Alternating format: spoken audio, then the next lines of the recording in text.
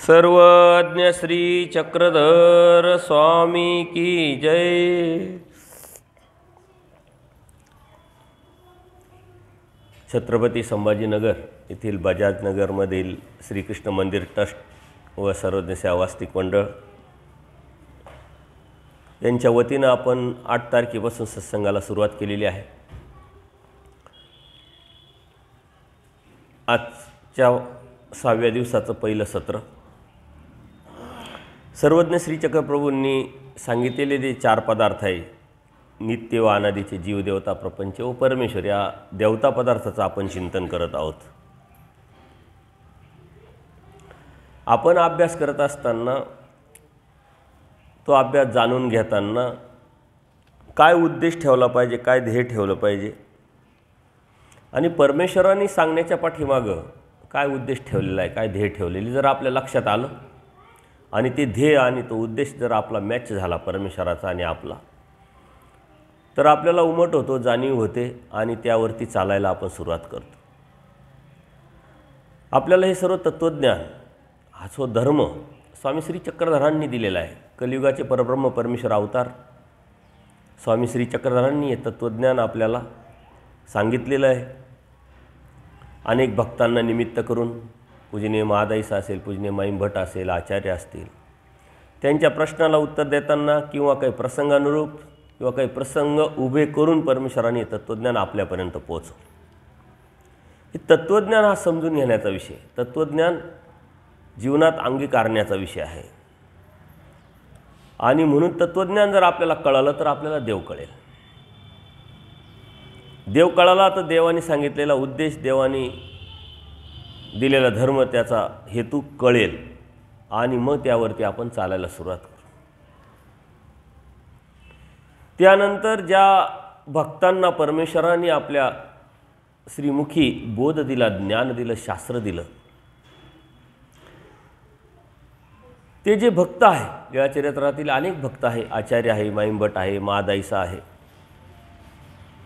या भक्तांनी आपली जीवन प्रणाली, जीवनक्रम, आपला अध्यात्म, आपली धार्मिकता कशी सांभाळली देवाच्या समोर आणि देवाच्या उत्तरपंथ गमनानंतर, यातूनही आपल्याला खूप काही शिकता येतं। तर ते आपले प्रेरणास्त्रोत आहे, आपले मूळ पुरुष आहे आणि स्वामी श्री चक्रधरांनी त्यांना दिलेलं तत्त्वज्ञान त्यांना लक्षात आणलेलं आहे, कळलेलं आहे, जाणीव झालेली आहे, म्हणून ते त्यावरती सातत्यपूर्ण चालत आहे आणि चालत चालत परमेश्वरापर्यंत पोचलेले।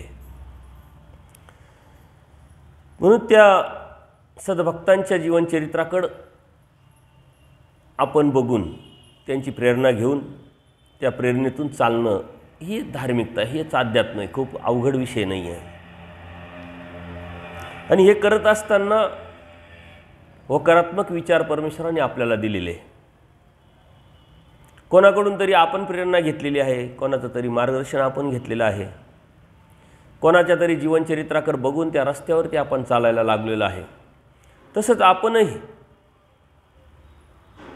कोणाला तरी प्रेरणादायी ठरावं, कोणीतरी आपल्या रस्त्याने यावं, कोणाला तरी मार्गदर्शक ठरावं, हे निमित्त आपणही व्हावं। कारण पूजनीय आचार्य, माईम भट, महादाईसा हे सारे आपले निमित्त आहे आणि परमेश्वराने निमित्त मानी जे सांगितलं,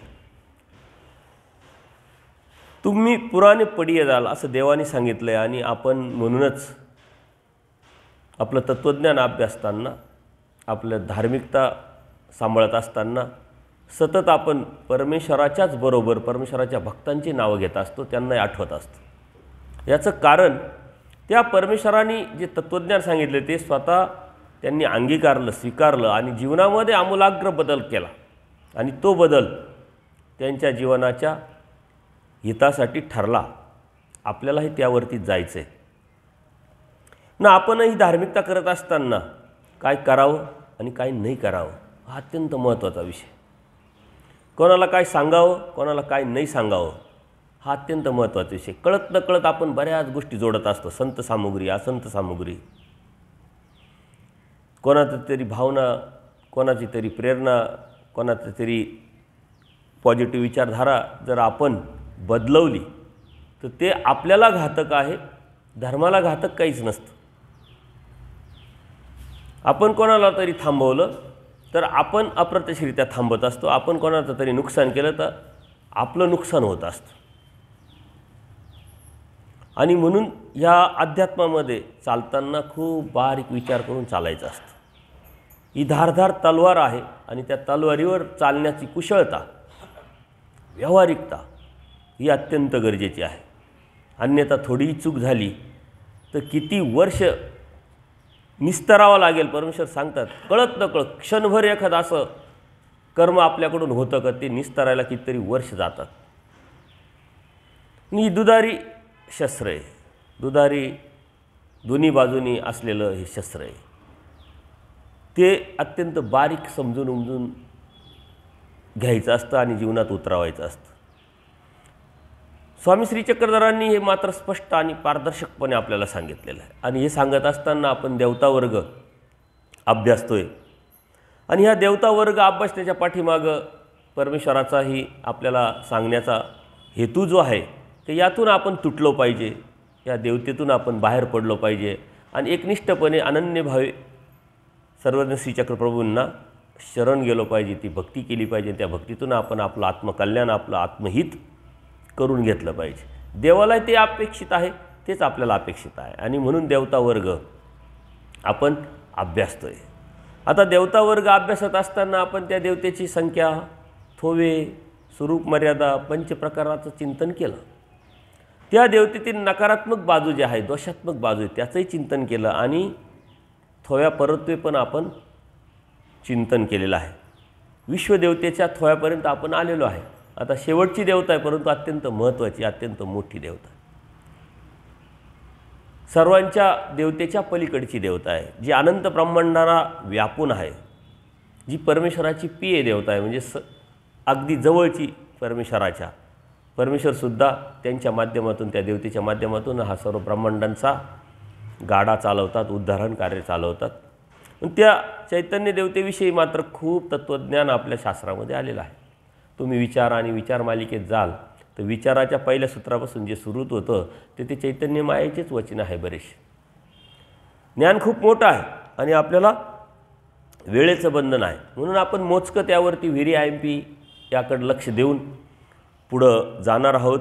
तुमच्या मनामध्ये बऱ्याच शंका असतील, गैरसमज असतील, न्यूनगंड असेल, भीती असेल, ती यातून निघावी आणि बिनधोकपणे, अत्यंत निर्भयपणे परमेश्वराच्या या भक्तीला आपण लागावं. हाच उद्देश परमेश्वराचा होता, तोच उद्देश आपला आहे. आणि आपला अभ्यासाचाही उद्देश तोच असला पाहिजे की मला देव कळाला पाहिजे, देव भेटला पाहिजे, देव समजला पाहिजे. देवता कळाल्या तर परमेश्वर समजेल, जीवाला जीव कळाला तर परमेश्वर समजेल, जीवाला प्रपंच कळाला तर परमेश्वर समजेल. म्हणून परमेश्वराने जीव, देवता, प्रपंच हे 3 पदार्थ अगोदर सांगितले, नंतर स्वतःची ओळख दिली. सर्वज्ञ श्री चक्रप्रभूंच्या या तत्त्वज्ञानाच्या मांडणीची सुद्धा अशाच पद्धत आहे. कोणत्या लीळेमध्ये जा तुम्ही, ती मांडणीचा अभ्यास करा, शब्दांचा अभ्यास करा. त्यानंतर लीळाचरित्रकार जे पूजनीय माईमभट आहे, ज्यांनी आचार्यांच्या प्रेरणेतून लिखाण केलं, त्याची मांडणी बघा. त्यानंतर पूजनीय केशवदासांनी सूत्रपाठाची मांडणी केली, त्याची मांडणी बघा. ती अत्यंत सुंदर आहे. आखीव रेखीव कोणत्या सूत्राच्या पाठीमागं कोणतं सूत्र आलं पाहिजे, कोणत्या प्रकरणाच्या पुढे कोणतं प्रकरण आलं पाहिजे, याची सुद्धा सुंदर मांडणी. हा एक अभ्यासच आहे. आणि ज्यावेळेस हे आपण बघतो तेव्हा त्यांच्या बुद्धीची जी झलक आहे आपल्याला त्यातून, या साहित्यातून दिसत असते. ती बुद्धी अत्यंत उच्च लेवलची अवस्थेची. त्यांच्या बुद्धीला आपण हात स्पर्श करू शकत. म्हणजे आपण भाग्यवान आहोत का आपल्याला सारं जे भेटलं आहे ते आयतं भेटलं आहे. जे आहे ते आपल्याला काहीच करायचं नाही, डोकंच लावायचं नाही, फक्त बघायचं आहे, अभ्यास करायचा आहे, ते बी सिरियसली करायचं आहे. मग ते आपल्याच्याने जर होत नसेल तर परमेश्वराने आपल्याला जो बोध दिला आहे त्याचा काय उपयोग नाही. काल आपण बघितलं की एक खाटीक असतो, त्याला मानव जन्म भेटला आहे, नरदेह भेटला आहे, कर्मभूमीत आलेला आहे, तो सुखफळात आलेला आहे, परंतु दररोज दुःख जोडतो आहे. तसं आपण धर्मात आलेलो आहे, बोधरूपी धर्म परमेश्वर आपल्याला सापडला आहे, भेटला आहे, तो तर आपल्या अलीकडं आहे. म्हणजे तो फक्त कर्मभूमीत जन्माला आला आहे आणि नरदेहामध्ये जन्माला आलेला आहे. परंतु आपण त्याच्याही कितीतरी पुढं आलेलो आहे. नुसतं कर्मभूमीत जन्माला येऊन, महाराष्ट्रात जन्माला येऊन आपण थांबलेलो नाही. आपण परमेश्वराच्या धर्मात आलेलो आहे, बोध आलेलो. नुसता बोधच नाही, आपण अभ्यास करायला लागलेलो आहे. आणि तरी आपण काय जोडतो आहे, कशातून काय जोडायचं हे जर आपल्याला कळालं नाही तर त्याच्यातून आपल्यात काही फरक नाही.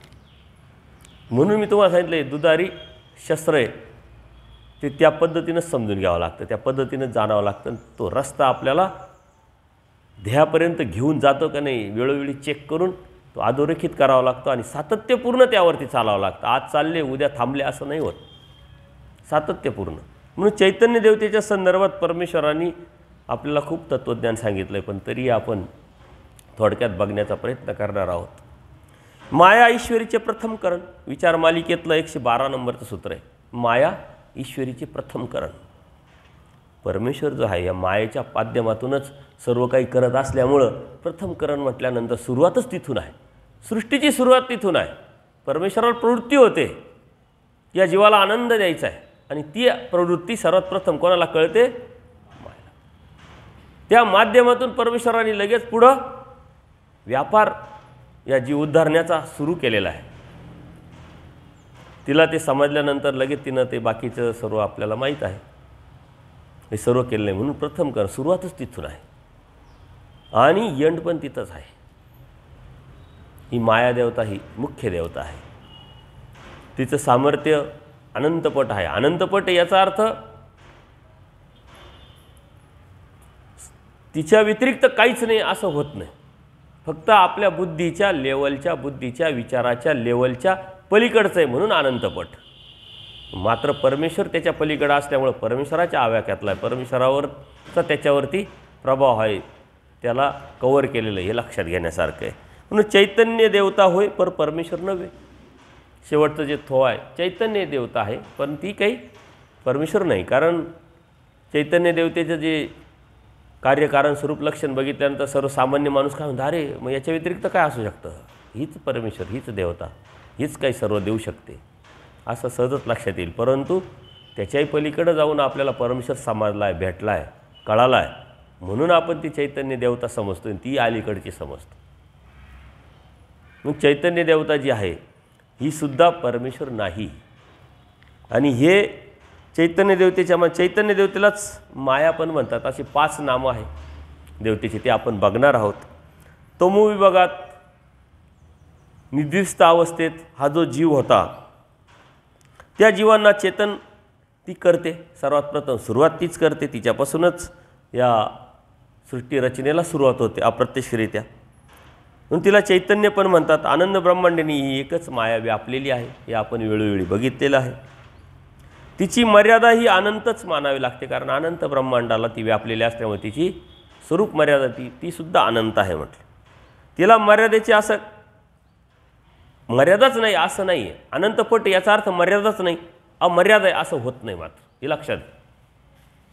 जसा तसा अमर्याद कोण आहे? तो म्हणजे फक्त परमेश्वरच. ती अनंतपट याचा अर्थ अमर्यादित आहे असं होत नाही. तिलाही मर्यादा आहे, फक्त आपल्या बुद्धीच्या कल्पनेच्या आटोक्यात ती येण्यासारखी नाही आहे. किती हे आपण सांगू शकत नाही. ती बुद्धीची लेंथ आपली नाही आहे, म्हणून आपण अनंतपट म्हणावं. आणि ती अनंतपट असल्यामुळे सर्वात मोठी देवता आहे तीच आहे. तिच्या पलीकडं कोणती देवताच नाही, कोणती शक्ती नाही, कोणतं सामर्थ्य नाही. सर्व देवतांची ती स्वामिनी आहे, मुख्य आहे म्हणजे स्वामिनी आहे. अनंत ब्रह्मांडातील देवतांची स्वामिनी मायाच, परंतु अनंत ब्रह्मांडातील अनंत देवतांची स्वामिनी माया आपल्याला व्यापून असलेल्या ईश्वराच्या ठिकाणी मात्र पतिव्रतेप्रमाणे मनोभावे वेचलेली असते. अनंत देवतेच्या पलीकडं अनंत देवता तिला स्वामिनी मानतात. त्या अनंत देवतेची ती स्वामिनी आहे. अनंतपट तिची स्वरूप मर्यादा आहे.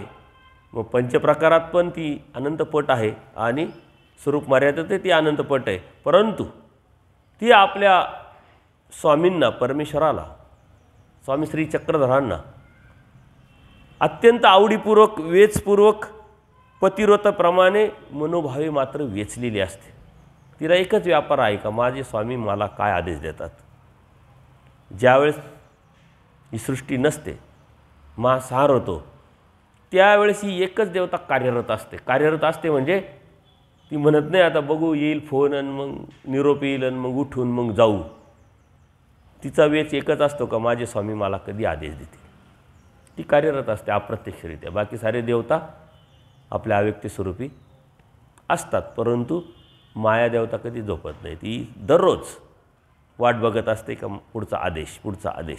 अलर्ट, सतत दररोज मेल चेक करणे, काय आलं आहे का, काय आलं आहे का, झोपणे नाही. याच मायेला अनेक नावं आहे, परंतु त्यातले 5 नावं महत्त्वाची देवाने आपल्याला सांगितलेले. कोण सांगेल? चैतन्य, माया, विधेय, पराशक्ती. ह्या कोणत्या प्रकरणातलं सूत्र आहे? विचाराचं कितवं सूत्र आहे? पहिलंच सूत्र. सुरुवातच तिथून आहे. चैतन्य, माया, विधेय, पराशक्ती या निरनिराळ्या नावांनी तिला ओळखले जाते. आता हे नावं तिला का पडले, कसे पडले हे आपल्याला तिला बघायचं आहे. तिला विधेय का म्हणतात? सर्वात पहिले कारण चैतन्य का म्हणतात हे आपण बघितलं. निद्रिस्तावस्थेत पडलेल्या जीवाला ती चैतन्य होते, चेतवते, उठवते, कार्याला लावते, म्हणून चैतन्य. माया का म्हणतात? ते मोह. या अनुषंगाने, अशा अनुषंगाने अनेक नावाचे त्यांना नाव आहे, परंतु त्या नावांना आपण थोडंसं शब्दाशा समजून घेणार आहोत. विधेय का म्हणावे? कारण माया ही कधीच देह धारण करत नाही. माया ही कधीच देह धारण करत नाही. देह धारण करणं म्हणजे काय? विग्रह होणं, म्हणजे अवतार घेणं. माया कधी अवतार घेत नाही, कधीच अवतार घेत नाही. सूत्रपाठ वाचता तुम्ही? काही ऐकायला आलं? काय वाचलं? मग कधी काय वाचलं? नाही. मायेच्या संदर्भात अजून काही देवानी स्टेटमेंट दिलं आहे कुठं? बघू आपण. ती विधेय म्हणजे कधीच देह धारण करत नाही, म्हणजे विग्रहाच्या माध्यमातून ती कधीच क्रीडत नाही. इतर देवतांची स्वरूपे मात्र ब्रह्मांड असतं, विग्रह या माध्यमातून या रूपाने देह स्वीकारतात, परंतु मायेची ब्रह्मांड असता निप्रापंचिक आहे. ती फक्त आणि फक्त परमेश्वरासाठीच नटते, म्हणजे मायापूर. मायापूर धार्य होती, आहे की नाही? परमेश्वराचे सिद्धांत आहे. परमेश्वर या सृष्टीमध्ये अवतारतात. म्हणून अवतारतात कसे? स्वतः येतात? नाही, मायापुराला घेऊन येतात, मायापुरामध्ये येतात. तर असं असताना सुद्धा विचार मालिकेतलं 82 नंबरचं सूत्र आहे, बळीभद्र देव तो चैतन्याचा अवतार. इकडं काय म्हटलं? विधेय, ती अवतारच घेत नाही. मग इकडं बळीभद्र देव तो चैतन्याचा अवतार असं का म्हटलं? तो ओळखणी मायेचा परमेश्वराच्यासाठी स्पेशल अवतार करायला लावलेला आहे.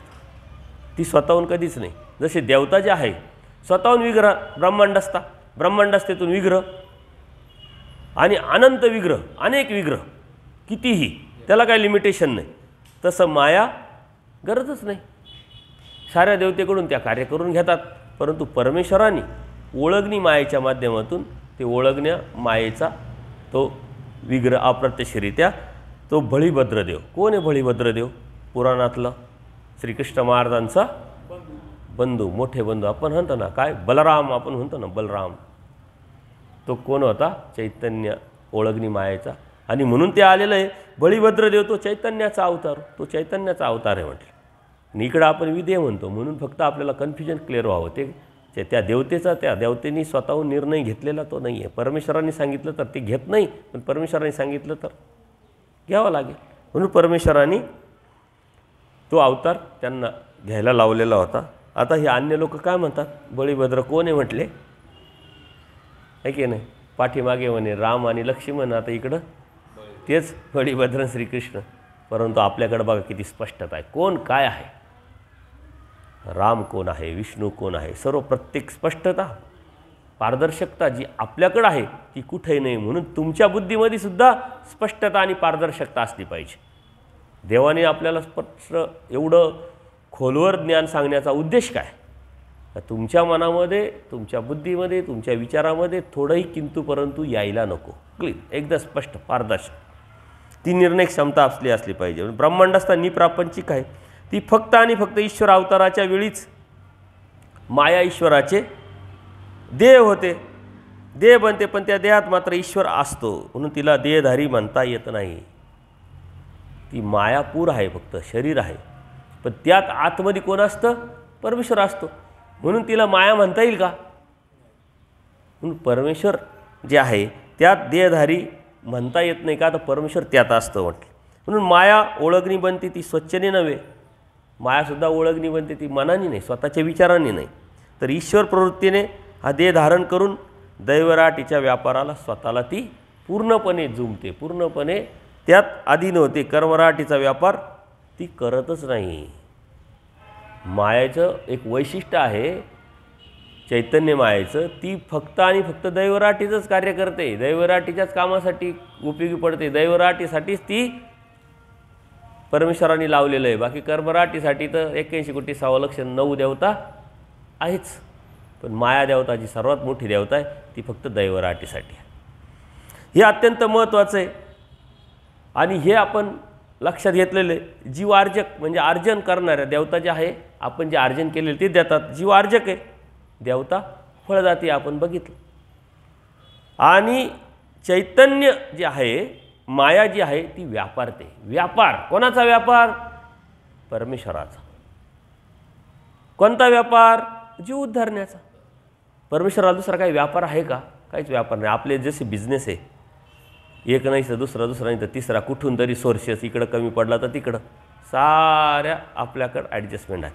तसे देवाला एकच व्यापार आहे, फक्त आणि फक्त जीव उद्धारणं, दुसरा व्यापारच नाही. आणि त्या व्यापाराला सुद्धा परमेश्वराने किती स्टाफ कामाला लावलेला आहे? 81 कोटी 6,10,000. आणि त्यातली जी 10वी देवता आहे ती मात्र पूर्णपणे त्याच कामात आहे, दुसरं काहीच नाही. कारण हे काम करत असताना इतर कर्मराटी आहे त्यांचं बी चाललं पाहिजे, तेही जीव उद्धारण्याचंच काम आहे. परंतु त्यांची जोपर्यंत अजून योग्यता नाही, पात्रता नाही, ह्या बौद्धाच्या धर्माच्या चौकटीत येत नाही, तोपर्यंत त्या देवता त्यांचं कार्य किंवा त्यांचं मेंटेनन्स करत राहतात. तर चैतन्य व्यापारते आणि परमेश्वर फक्त आणि फक्त उद्धरिता. हे सूत्राकडे जर आपण बघितलं ना तर आपल्या गोष्टी लगेच क्लिअर व्हायला पाहिजे. विचारातलं 211 नंबरचं सूत्र आहे. परमेश्वर उद्धरित आहे, चैतन्य व्यापारता आहे, देवता फळदाती आहे आणि जीव अर्जन करणार आहे. संत असो असंत असो. एका वचनात देवानी 4 इंच बी क्लिअरिफिकेशन करून टाकलेलं, त्याच्यामुळे या गोष्टी आपण क्लिअर झाल्या पाहिजे. आणि ह्या क्लिअरिफिकेशन बरोबरच आपली बुद्धीसुद्धा परमेश्वराकडे वेचल्या गेली पाहिजे, वेद निर्माण झाला पाहिजे. या चैतन्य मायाला बरेच नावं आहेत, त्यातले आपण एक एक घेणार आहे. विधेय. तर का विधेय? का ती देह धारण करत नाही, ती विग्रहाच्या माध्यमातून येत नाही म्हणून विधेय. तिला देहच नाही अप्रत्यक्षरित्या. मायापूर आहे तर तो देह तिचा जरी असला तरी त्या देहातमध्ये मात्र तो नाही आहे, ती नाही आहे, तो परमेश्वर आहे, म्हणून त्याला म्हणता येणार नाही. परा ही जी माया आहे सर्व देवतांच्या पलीकडं आहे. पलीकडं आपण म्हणतो ना, परा म्हणजे पलीकडं, पर म्हणजे वेगळा, पर ऐश्वर्य आपण म्हणतो ना, म्हणतो परमेश्वर, पर म्हणजे वेगळा. जीव प्रपंच व्यतिरिक्त, व्यतिरिक्त म्हणजे काय? वेगळा. तर हे जे पर आहे या मायेला सुद्धा पर म्हटलं आहे. पर म्हणजे परा म्हणजे काय? का सर्व देवतांच्या पलीकडे, त्याच्या पलीकडे कोणतीच देवता नाही, कोणती शक्ती नाही, कोणतं सामर्थ्य नाही, काहीच नाही म्हटलं. त्याच्यामुळे तिला परा म्हटले. सर्वात उच्च देवता ती माया, म्हणून तिला परा म्हटलं. त्याच्या पलीकडं कोणीच नाही. पर म्हणजे परमेश्वर, त्याने तिचा अंगीकार केलेला असल्यामुळे तीच परासुद्धा असे म्हटलेले. पर म्हणजे परमेश्वरही येतो, परा म्हणजे पलीकडे येतो. आणि त्या पर शब्दामध्ये जो परमेश्वर बसतो त्या परमेश्वराने ह्या मायेचा अंगीकार केलेला आहे, स्वीकारलेला आहे. तो कसं स्वीकारणार? आपण पुढं आहे. माया ईश्वरीचे प्रथमकरण, स्वीकारणं म्हणजेच प्रथम सुरुवात तिथून. आणि म्हणूनसुद्धा तिला परा म्हटलेलं आहे. परमेश्वराने स्वीकारले म्हणून परा, सगळ्यांच्या पलीकडे म्हणून परा, सर्वात मोठी आहे म्हणून परा. अशा शब्दांनी त्यांनी ईश्वराचे जे सामर्थ्य बनलेले असल्यामुळे ईश्वराप्रमाणे ती देखील सुद्धा पर आहे, म्हणजे श्रेष्ठच आहे. परमेश्वरसुद्धा श्रेष्ठ आहे, त्याच्या पलीकडं कोणीच नाही आहे, म्हणून त्याला परमेश्वर म्हटलं आहे. तर त्या देवतेला सुद्धा परा, मायेलाच परा म्हटलं आहे, कोणत्या देवतेला म्हटलं नाही. याचं कारण का? परमेश्वराने स्वीकारले, ती बी परा आहे, म्हणजे ती बी सर्व देवतेंची पलीकडे श्रेष्ठ आहे. म्हणून अवतारात ईश्वर मायेला स्वतःचा देह म्हणून सुद्धा ती स्वीकारते. परमेश्वर स्वतः त्या मायेच्या देहाला स्वीकारतात. अवताराच्या वेळेस मायापुराला स्वीकारतात, त्या मायेला करायला लावतात. ती मायासुद्धा करते तो देह, नटते तो देह, आणि त्या परमेश्वर त्याला स्वीकारतात त्या मायापुराला. म्हणून सुद्धा परा म्हटले. अनेक शब्द आहे. त्या माया शरीराला घातलेले निरतूक भजन, आपण निरतूक भजन जे करतो ते कोणाला घालतो? मायापुराला. पण स्वीकारतो कोण? परमेश्वर. आणि हेतुक भजन घातलं तर कोणाला घालतो आणि स्वीकारतो कोण? मायालाच घालतो आणि स्वीकारते मायाच. अज्ञानाची माया संबंध आहे की नाही? म्हणून आपली भक्ती कोणती आहे हे समजून घेणं आणि त्या उद्देशाने ती भक्ती करणं हे अत्यंत गरजेचं आहे. आणि यातच सर्वांचं कन्फ्युजन आहे. ऑलरेडी तुम्हाला दृष्टपर भक्ती करण्याची गरजच नाही, कारण देवता तुम्हाला काही देऊ शकत नाही, आपल्याला काही देऊ शकत नाही. हे आता आपण 4 दिवस 5 दिवसापासून बघतोय. ते बंधन आहे. त्या देवतेचं बंधन हे सुद्धा या जीवाच्या उद्धार कार्यासाठीच आहे. जे अर्ज करतोय तेच ते देऊ शकणार आहे. त्याच्यामुळं आपल्याला दृष्टपर भक्ती करण्याचीच गरज नाही. मानभाव हे दृष्टपर भक्ती करणारे एकही असले नाही पाहिजे. कारण दृष्टपर भक्ती जरी नाही केली, अहेतुकच भक्ती केली, अदृष्टपरच भक्ती केली, परमेश्वराची निस्सीम एकनिष्ठ भक्ती केली, तरी भौतिक सुख मिळणार नाही का? मिळणार. कारण त्यात ते इन्क्लूड आहे. ती पलीकडे म्हणून अलीकडचं सारं त्यात आहेच. पण अलीकडच्यामध्ये पलीकडचं इन्क्लूड नाही, हे लक्षात घ्या. अलीकडामध्ये पलीकडं नसतं, पलीकडामध्ये अलीकडचं असतं. म्हणून जर तुम्ही तुमचा धर्माचा हेतू आणि उद्देश जर समजून घेतला आणि तीच करायला सुरुवात केली तर तुम्हाला इकडचं मिळेल आणि तिकडचं मिळेल. परमेश्वराने सांगितलं उमरियाच्या दृष्टांतातून, उभयदृश्य अवताराच्या माध्यमातून, आतलं बिन बाहेर बी दोन्ही देणार आहे. जनरल स्टोअर्स आहे, मागणीचा तसा पुरवठा. दृष्टपर देतात, अदृष्टपर पण देतात, पण भक्ती तुमची मात्र अदृष्टपर असली पाहिजे. देव सर्वज्ञ. तुमच्या मनात जरी आलं ना की बाबा अशी अडचण आहे, व्हायला पाहिजे, ठीक आहे, परमेश्वर करेल, परमेश्वर समर्थ आहे माझा, देवालाच काळजी, असं जरी म्हटलं तरच देव काम करील किंवा ते कार्य होईल असंही नाही आहे. देवाला सर्व कळतं. परंतु एवढं म्हटलं तरी चालतं, त्याच्या पुढं पलीकडे जायची गरज नाही. आपण खूप पुढं जातो, खूप पुढं जातो. ते मात्र मग देवतेच्या भक्तीत, कर्मकांडात, अंधश्रद्धेत बसतं. ही अवस्था आहे. एक अशी अवस्था तुमची येऊ द्या का देवाला काही सांगण्याचीच आवश्यकता नाही. कारण देव आहे तसा, त्याचं स्ट्रक्चर तसं आहे. बोलायचंच नाही, सांगायचंच नाही. कळत न कळत आपल्याकडून बोलल्या गेलं तर त्याचंही दुःख आपल्याला झालं पाहिजे की अरे मी काय सांगितलं, मी काय समजलं देवाला, काय मागितलं, त्याचंही दुःख आपल्याला झालं पाहिजे. पण आपल्याला दुःख नसतं, आपल्याला त्याच्यातच सुख वाटत असतं. का? तर आपण जी भक्ती आहे ती जशी आहे तशी आपण समजून घेतलेली नाही, जाणलेली नाही आहे. म्हणून आपण ह्या गोष्टी समजून घेतल्या पाहिजे की निरुतक भजन जे आहे तेच परमेश्वर स्वीकारतात. ते आपण मायापुराला जरी घालत असेल तर मात्र स्वीकार हा परमेश्वर करत असतो. मायानं यावरून परमेश्वर मायाला आपलीच मानतो. मायापुराच्या माध्यमातून परमेश्वर जर सारं स्वीकारतात तर मायाला ते आपली मानतात म्हणून स्वीकारतात. म्हणून परासुद्धा म्हटल्या गेलेलं. अशा अनेक गोष्टींनी ही माया श्रेष्ठ आहे म्हणून तिला परा पण म्हटलेलं आहे. आता मायेच्या संदर्भात खूप वचन आहे, खूप वचन आहे. आणि त्या मायेचा, एवढ्या मोठ्या मायेचा का ज्या मायेला परमेश्वराने आपलं म्हटलेलं आहे, त्या मायेचा एक अंश आपल्यामध्ये पण असतो. म्हणजे अप्रत्यक्षरित्या परमेश्वराने आपल्यालाही आपलं म्हटलं आहे. मायेला आपलं म्हटल्यानंतर आपल्याला आपलं का म्हणू नये? आणि त्या परमेश्वराने आपल्या उद्धार, आपल्या हितासाठी, आपल्या भल्यासाठी तो मायेचा अंश आपल्यामध्ये चिटकवलेला आहे, सामर्थ्य दिलेलं आहे. त्याचं नाव काय? संलग्न. आणि हा संलग्न जो आहे हा आपल्यातून कधीच जात नाही, त्याची सुटका कधीच होत नाही. त्याला ती एक प्रकारे शिक्षाच आहे. घेणं नाही देणं नाही, कर्म तुम्ही करताय, भोगताय तुम्ही, आणि त्रास त्याला काय आहे का घेणं देणं? शिक्षाच आहे ना. जसे आता दोघं मित्र चालले, एकाने काहीच करेल नसतं, त्याला माहीतही नसतं का मी का चाललो आणि कुठं चाललो, हा म्हटला आहे म्हणून चाललं, परंतु गुन्हा त्यांनी केला, त्याच्यामुळे याला शिक्षा झाली. तसा हा प्रकार आहे. त्याला शिक्षा देण्याचं काय कारण? जीवासाठी. त्या जीवासाठी परमेश्वराने या मायेला वेठीस धरलं आहे. ही मायासुद्धा माझ्या मालकाचं काम, माझ्या देवाचं काम म्हणून कोणत्याही प्रकारची काकू न करता प्रत्येक जीवाला आपला अंश चिटकवलेली. आणि त्याची सुटका कधी? जीवप्राप्तीला गेलेला. जीवाचा मोक्ष चैतन्य मोक्ष. जेव्हा परमेश्वर ज्या जीवाला मोक्षाला नेईल, प्राप्तीला नेईल, आनंदाला देईल, त्याच वेळेस चैतन्याला पण मोक्ष भेटेल. मोक्ष म्हणजे काय? मुक्ती. कशातून मुक्ती? बंधनात आहे तो. आपण सुद्धा बंधनात आहे, पण मुक्तीला जाणार आहे तसं तो सुद्धा बंधनात आहे. त्याची मुक्ती जेव्हा तो यातून निघेल, म्हणजे त्याची ड्युटी संपली. ड्युटी त्याला दिलेली शेवटपर्यंत परमेश्वराच्या प्राप्तीपर्यंत नेण्याचं या जीवाचं मिशन त्याला दिलेलं आहे.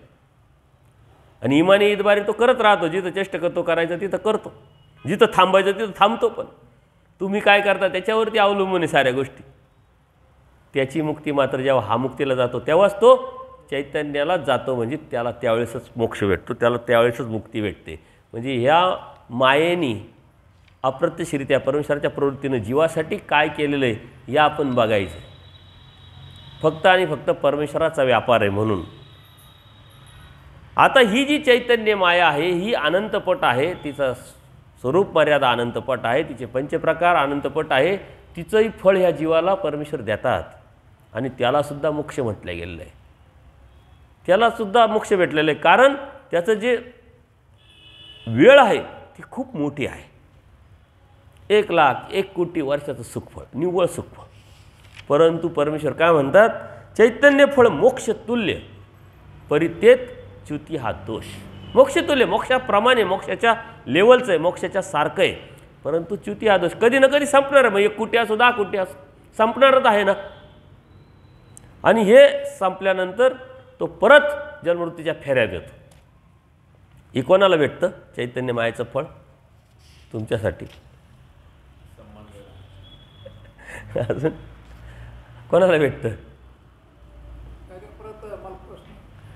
चैतन्याचं जे सुखफळ आहे ते कोणत्या जीवाला भेटतं? ते त्या देवतेकडून भेटतं का परमेश्वराकडून भेटतं? सर्व देवतेचे फळ हे परमेश्वराकडूनच भेटतं. हे लक्षात घ्या. देवतेकडून मिळणं एवढं सोपं नाही. देवतेकडून मिळतील परंतु ते एवढं सोपं नाही आहे. आता हे चैतन्याचं फळ मोक्षतुल्य परितेत च्युती हा दोष. देवविद्येचा याचा काही संबंध? जे बोधवंत आहे, जे अनुसरले नाही परंतु त्यांनी शेवटपर्यंत बोध सांभाळला, प्रमाद झाले नाही, बोध सांभाळला, म्हणजे विकल्पाला गेले नाही, त्यांना परमेश्वर ह्या बोधाची ओवाळणी म्हणून या चैतन्याचं फळ देतात. त्याच्या अवस्थेनुसार 1,00,000 वर्ष 1 कोटी म्हणून तर बिंदास आहे ना. परंतु त्याला स्टार आहे, अटी शर्ती लागू. ते म्हणजे तर भारी काम झालं. अनुसरायचं नाही, मौज मजा करायची, वरून सुखाला जायचं. परंतु लय खुश झाले तुम्ही, वा वा क्या बात. ते कसं आहे, देवाकडं आपण 1 डोळा मागतो, 2 देव डोळे देतो. परंतु काय? अटी शर्ती लागू. ते कोणती अटी शर्ती? तर तुमच्यावर कोणती जबाबदारी राहिलेली नाही आहे.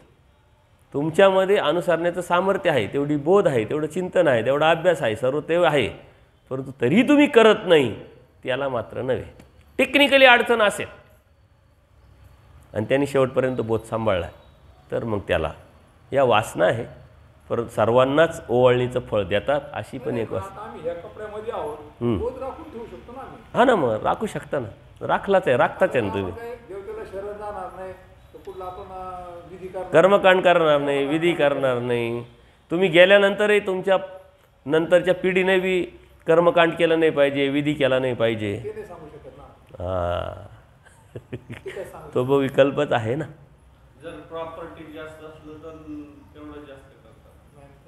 नाही असं नाही, ते विकल्पाचा विषय झाला नाही. तो काय विषय नाही आहे, ते पण करत नाही. परंतु त्यांनी जर बोध सांभाळला आहे ना, हे बाई कमी नाही. परमेश्वर दयाळू मायाळू कृपाळू आहे ना. आपण काय म्हणतो पोराला, खूप जास्त नाही शिकला काय हरकत नाही, परंतु जे आहे ते सांभाळतोय, चला काय हरकत नाही, खूप काही अपेक्षा नाही करत, तरी मग त्याला आपण प्रसन्न असतोच ना, खुश असतोच ना, जाऊ द्या. त्यामुळं आपले जे प्रगती पुस्तक आहे आपण लपून ठेवतो, त्याला आपण 46% होतो, आज 56मध्ये गेला, जाऊ द्या काय हरकत नाही. संसारातली आसक्ती थोडी कमी करावं लागेल. अनासक्त ते होतं, वासना, वासनिक बोध हे सारं होतं. याच्यासाठी तर अभ्यास आहे, याच्यासाठी चिंतन आहे आणि बोध तळमळ पाहिजे, चतुर्विध दुःख पाहिजे, तोची भेटावा तोची व्हावा. इच्छा आहे, काही लोकांना इच्छा आहे देवा, अच्छा आहे देवा, परंतु अशा अडचणी तशा अडचणी, तसा प्रॉब्लेम, सकाळी लवकर उठवत नाही, जेवण वेळेवर पाहिजे, नाश्ता वेळेवर पाहिजे, हे असं पाहिजे तसं पाहिजे, मस्त पाहिजे, कोण सांभाळील, ह्या त्या साऱ्या गोष्टी, पण तळमळ आहे, दुःख आहे. दुःख म्हणजे एकच आपलं नरकणे झाले पाहिजे, ही जास्त दुःख आहे. नरकने जोडले तर नाही होणार, आणि इतीचं व्हायचे तर चूक येते.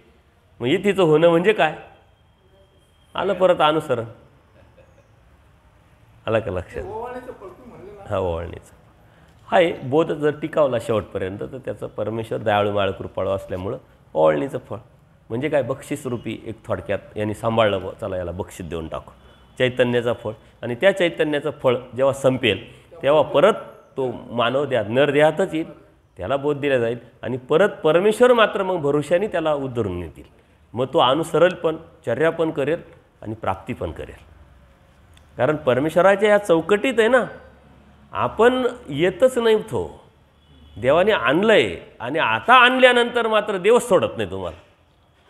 जसं एखादा ऑफिसर आहे, मिलिटरीतला पोलीस ऑफिसर आहे, तो ऑफिसर तयार करण्यासाठी गव्हर्नमेंटने त्याच्यावर किती एफर्ट्स लावले, किती खर्च केलेला आहे. जाहिरात द्या, मग त्याचा फॉर्म भरून घ्या, मग त्याची शारीरिक चाचणी घ्या ग्राउंड, मग एक्झाम घ्या, एक्झाम घेतल्यानंतर त्याला ट्रेनिंग द्या, सिलेक्शन झाल्यानंतर ट्रेनिंग झाल्यानंतर मग त्याच्यावर जबाबदारी द्या, स्टेप बाय स्टेप जबाबदारी दिल्यानंतर त्याला सिनियर करा, म्हणजे थोडक्यात अनुभवाने पक्क करा, परिपक्व करा. आणि 5 वर्षानंतर त्यांनी राजीनामा दिला तर त्याचा राजीनामा स्वीकारत नाही, कारण तसा माणूस त्या गव्हर्नमेंटला तयार करायला परत ही सारी प्रक्रिया राबवावं लागेल ना. तसं परमेश्वराने तुम्हाला इथपर्यंत आणलंय, किती प्रक्रिया राबवली असेल हे देवालाच माहिती. आणि परत तुमचा जर तुम्ही गेलात तर तुम्हाला परत तयार करायचं, इथपर्यंत आणायचं, परत प्रक्रिया राबवावं लागेल ना. म्हणून परमेश्वर सोडत नाही. मग आता हे तर झालं ननुसरण्याचं प्रमाद सांगितलं देवाने, ननुसरण्याचा प्रमाद. पण आता अनुसरून ननुसर झाला, म्हणजे अनुसरलाय पण प्रमादी झाला, अनुसरून प्रमादी झाला.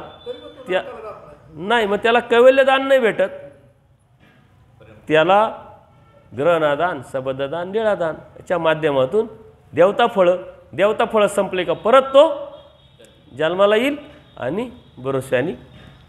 म्हणून अनेक लोकांकडून तुम्ही ऐकलं असेल का एका जन्मात थोडी देव भेटतो, परंतु देवानी देव मिळवण्यासाठी हे सारं केलं आणि तुलाही दिलंय ना, तू असा म्हण मला देव मिळेल आणि मी प्रयत्न तर करीन. प्रयत्न केल्यानंतर न मिळणे गोष्ट वेगळी, पण प्रयत्न तर करीन. हाव तर धर, देव काय म्हणता, हाव तर धर, प्रयत्न कर. म्हणून त्या दिवशी तुम्हाला सांगितलं, फक्त जीवामध्ये जे दुःख मिळतं ते फक्त आणि फक्त अप्रयत्नामुळं, बाकी कशानेच मिळत नाही. अप्रयत्न म्हणजेच अविधी, अप्रयत्न म्हणजे दोष, अप्रयत्न म्हणजेच अनसक्सेस. प्रयत्न केला पाहिजे, पूर्ण एफर्ट्स लावले पाहिजे. होणं न होणं गोष्ट वेगळी. देणारा देव आहे, घेणारे तुम्ही आहात, परंतु घ्यायची प्रक्रिया पेक्षा देण्याची प्रक्रिया मोठी आहे ना. देणारा तो आहे ना, तुम्ही म्हणा तर चालायला सुरुवात तर करा. तुम्ही हात म्हणा, प्रयत्न तर करा.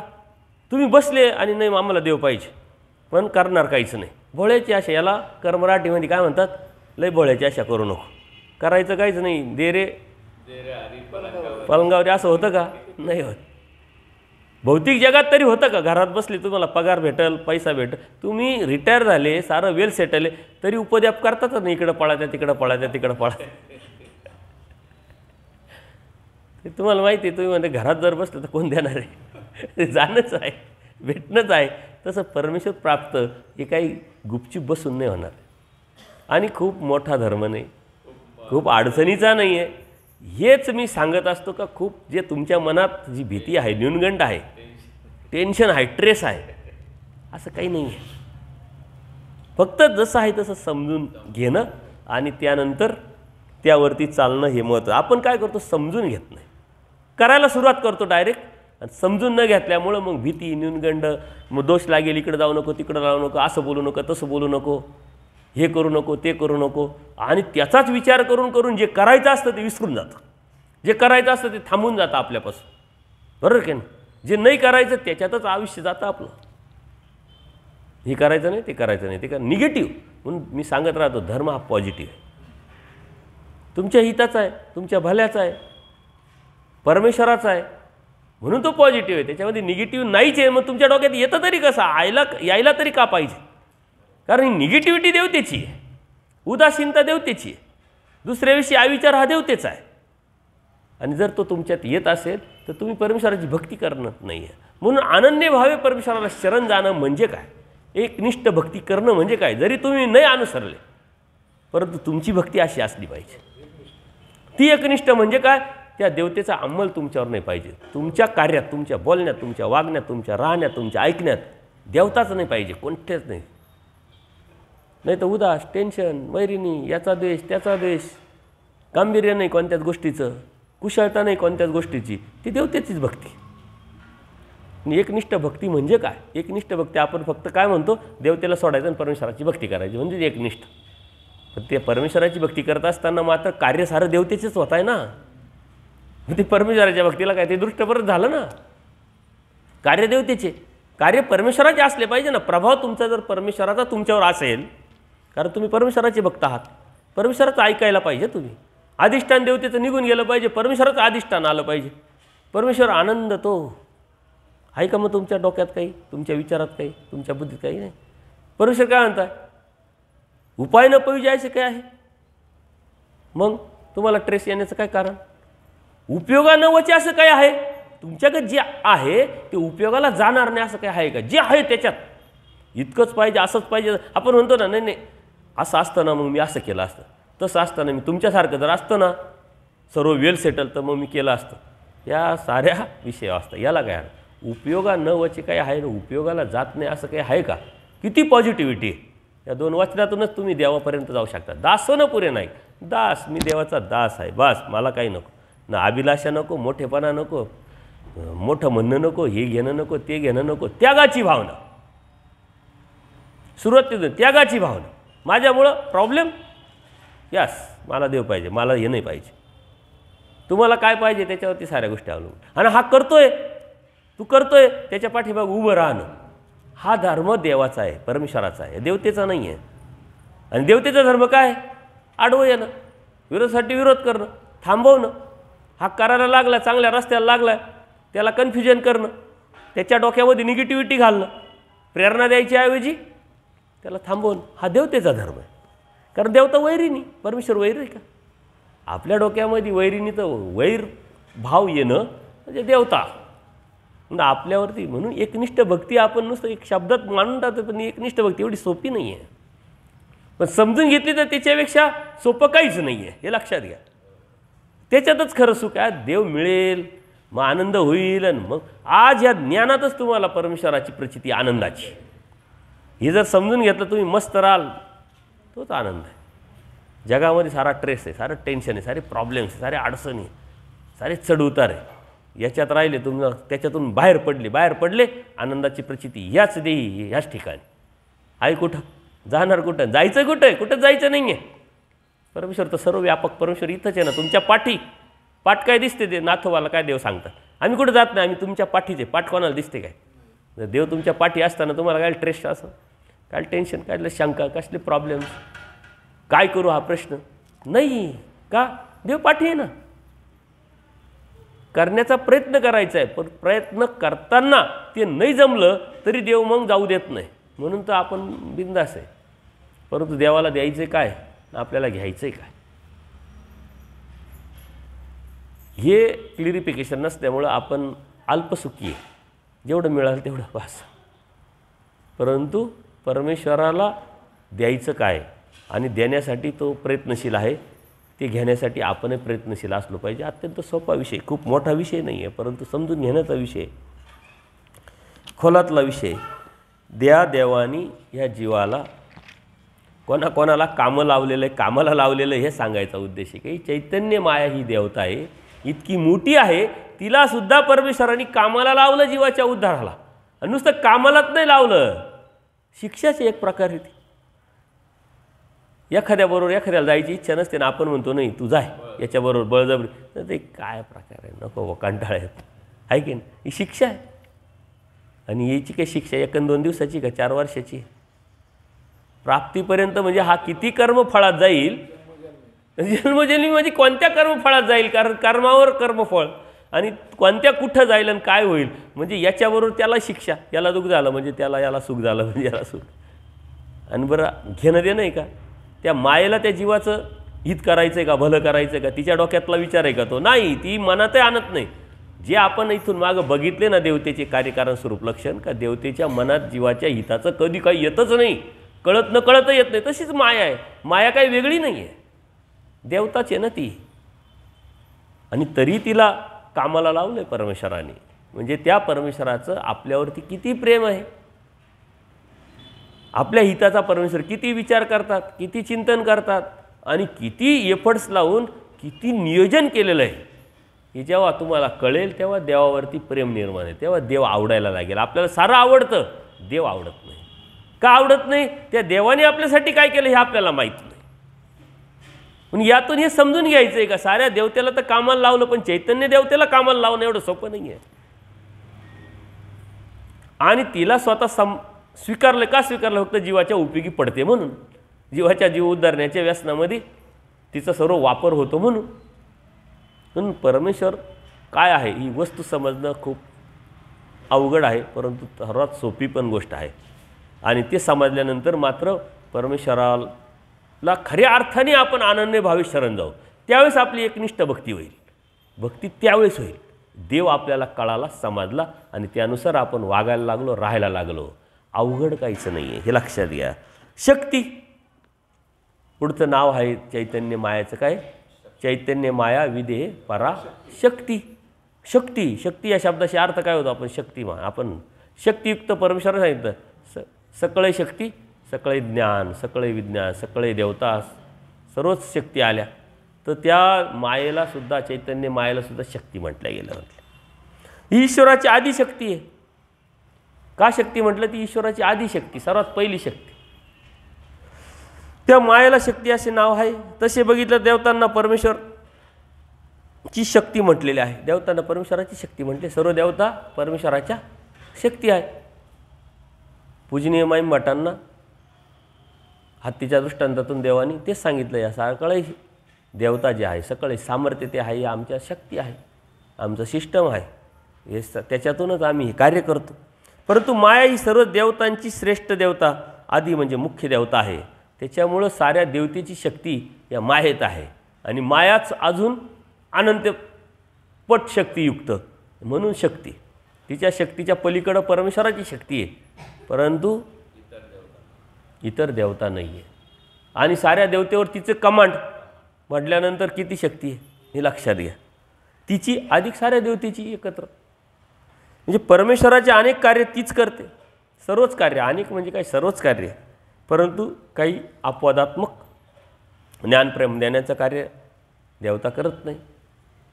जीवाचं उद्धरण कार्यामध्ये जी योग्यता निर्माण, अयोग्य जीवाला योग्य करायचं ते काम परमेश्वरालाच करावं लागतं. कृपेला अधीन राहून परमेश्वरच अवतारतात. जे बी आहे ते मात्र परमेश्वर करतात. पण बरेचसे कार्य ते बी जीव उद्धारण्याचे, सृष्टी चालवण्याचे, हे सर्व हेच करतात.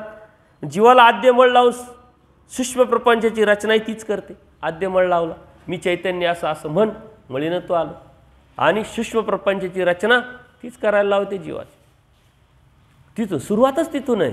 त्यांनी नाही ती रचना केली तर पुढं सरकतच नाही ना. तो पहिलीतच नाही गेला तर दुसरीत कसा जाईल, दुसरीत नाही गेला तर 10वीत कसा, कलेक्टर होणार कसा. म्हणून सुरुवात या जीवाची परमेश्वराने मायेकरवी केलेली आहे आणि तिची शक्ती पुरेपूर वापरलेली आहे.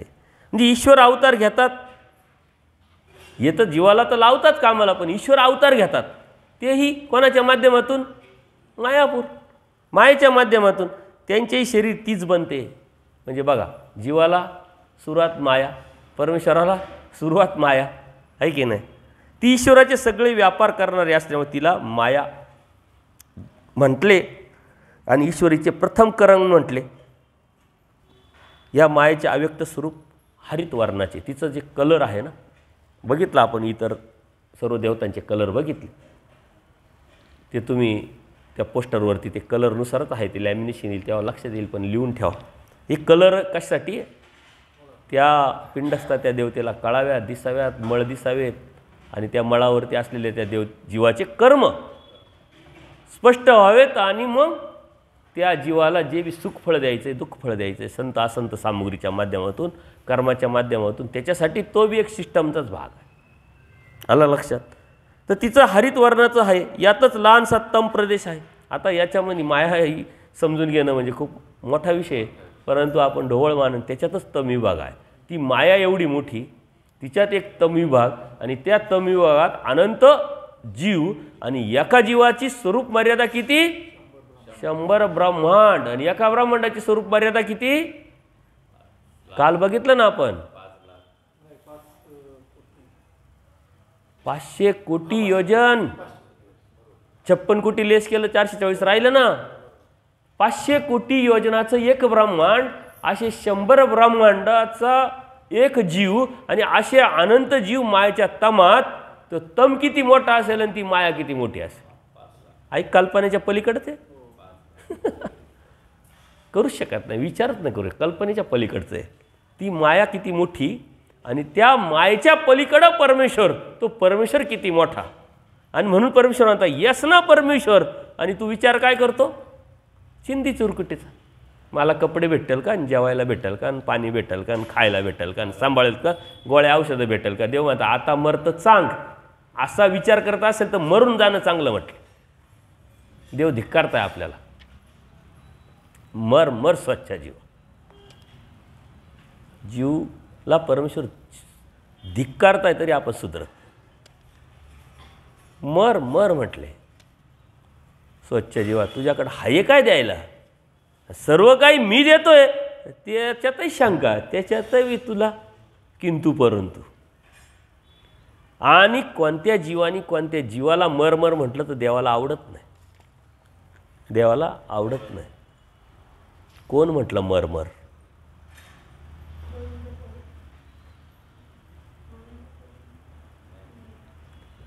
देव भ्रमण करत असताना एका अन्य देवतेच्या कोणी मरोगा म्हणून वासना करून येते. मसनीचे वस्त्र घ्यायच्या वेळी पण सांगतो, देव भ्रमण करत असताना अन्य साधूच्या गुंफेत स्वतःहूनच गेले आणि त्यांनी आपले काही पैसे नारळाच्या कवटीत लपून ठेवलेले होते. आता आली लीळा तुमच्या समोर, आहे की नाही? तो आल्यानंतर म्हटले माझे पैसे चोरी गेले आणि त्यांनी देवावरच आळा आणला. देवावरच आळा आणला. आता देवावरचा आळा आणल्यानंतर देवाने स्वतःचं काही स्पष्टीकरण करावं का? आणि याचा राग कोणाला आला? सादाईसाला आला. देवाची भक्त. आणि मग रागून साधा असा काय म्हणते, मर मर देवावर असा भक्कन करतो, असा विचार करतो. आणि देवानी तिला फटकारलंय असं म्हणू नये म्हटले. कारण ते सुद्धा कर्म लागलं. दुसऱ्याच्या मरणाला तुम्ही निमित्त झाले तर ते सुद्धा कर्म लागलं. तुम्ही बी जाल. म्हणजे प्रसंग काय? देवावर आळ घेतला आणि त्याच्या संदर्भात ह्या सादाईसनं वाईट म्हणलं. ते सुद्धा देवाने सहन नाही केलं. देवतेचा धर्म आणि परमेश्वराचा धर्म आता समजून घ्या. परमेश्वराची एकनिष्ठ भक्ती करणं म्हणजे काय हे समजून घ्या. आणि मग पुढचं सर्व माहिती तुम्हाला. आचार्यांना महाजनांक जायला लावलं. तिथं आचार्यांनी सर्व तो न्यायनिवाडा केला आणि त्यांनी महाजनांनी निर्णय दिला का देवानी तसं केलं नाही. म्हणून तो इकडं आल्यानंतर हरलो. आता पण पैसे तर गेले. मग देवानीच सांगितलं तुझे पैसे पाहिजे, परंतु काय करायचं अटी शर्ती सांगितल्या आणि जाय म्हटले. तुझ्याच मित्रांनी ते पैसे नेलेले, आहे की नाही? एक लीळा आहे. पण त्या लीळेतून परमेश्वराने आपल्याला काय शिकवलं आहे, काय दिलं आहे, हे जर समजलं नाही तर ती लीळा फक्त शब्दरूपी राहील. आणि इथं काय देव काय म्हणताय, ते स्वतः दुसऱ्यांनी दुसऱ्याला म्हटलं तर सण नाही करत, परंतु देव म्हणतात मर स्वच्छ जीवा. असा विचार करण्यापेक्षा ते मेलेलं बरं का, तर ते कर्म तू लावून जो देव भेटला, जो बोध भेटला, तो निघून जाण्याची शक्यता आहे. म्हणून तू मर, तर पुढचं तरी तुला चाल तयार होईल. म्हणून आता मरतं सांग, येस ना परमेश्वर, आणि तू विचार काय करतोय, हा विचार आपण आपल्या डोक्यात घेतला पाहिजे. एकनिष्ठ भक्ती याचं चिंतन करत बसा. देवता समोर तुमच्या आलेले आहे, त्याचं चिंतन करा, आणि मग आपण वागतो, आपण बोलतो, आपण राहतो. हे देवतेचे धर्म आहे का परमेश्वराचे धर्म आहे, हे समोर आणा, आणि मग आपण एकनिष्ठ भक्तीत बसतो काही बघा. परमेश्वराचे धर्म परमेश्वराला स्वीकारले आणि ते जर असले तर मग तुम्ही एकनिष्ठ भक्तीत बसाल. आपल्याला तर एक माणूस एकाला सहन होत नाही, तो त्याच्या आड. धर्मसेवेला अडचणी, घरच्या गोष्टी अडचणी, सामाजिक गोष्टी तर अडचणी. हे सारे लोक जे करतात ते देवतेचे भक्त आहेत, देवतेची धार्मिकता करताय. तुम्ही परमेश्वराचे भक्त समजताय आणि त्यांच्यात आणि तुमच्यात काहीच फरक नाही, तुमच्या वागण्यात, तुमच्या बोलण्यात, तुमच्या राहणीमानात. मग तुम्ही परमेश्वराचे भक्त कसे?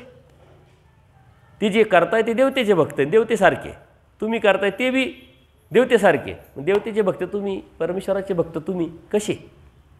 मग परमेश्वराची एकनिष्ठ भक्ती शब्दात मांडणं सोपी आहे, पण प्रत्यक्षात प्रॅक्टिकल करणं खूप अवघड आहे. हे सारं डोक्यातून निघालं पाहिजे. म्हणून मी सांगत राहतो, परमेश्वराला फक्त या जीवाकडून काय अपेक्षा आहे, यांनी बदलाव म्हणजे काय बदलावं? देवतेच्या धर्मापासून निघावं आणि परमेश्वर भक्तीला लागावं, परमेश्वराच्या धर्मात यावं. परमेश्वर काय म्हणता, हे काही साने आवर धर्मापासून काढी परधर्मी लावी.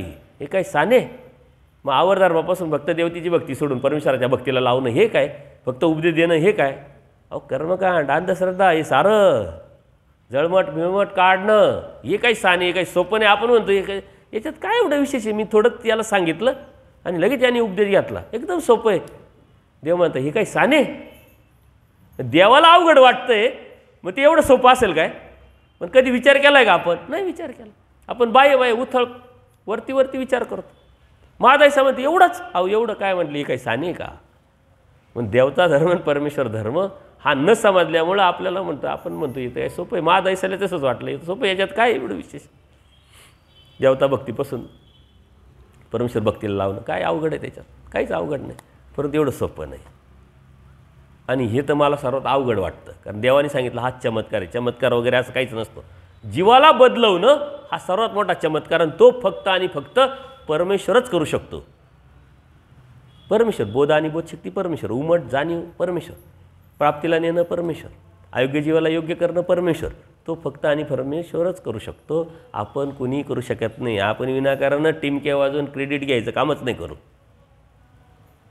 जे घेत असतील ना त्यांना सांगितलं पाहिजे का बास हे घेऊ नको, हे काही काम नाही तुझं, आपलं काहीच काम नाही आहे, आपण काही करूच शकत नाही. आणि म्हणून देवाने धिक्कारलं आहे. आपण आपल्याला धिक्कारलं पाहिजे, आपण आपल्याला स्वीकारलं आहे, म्हणून तर सारं चाललं आहे. देव आता मर स्वच्छ जीवा, तुला काय, तुझ्याकडं तू काय देणार आहे? तू कोणालाच काही देऊ शकत नाही, आणि मग देण्याच्या टिमक्या वाजवतो, आणि मग तुम्हाला आम्ही सांगतो आदे ते आद करून.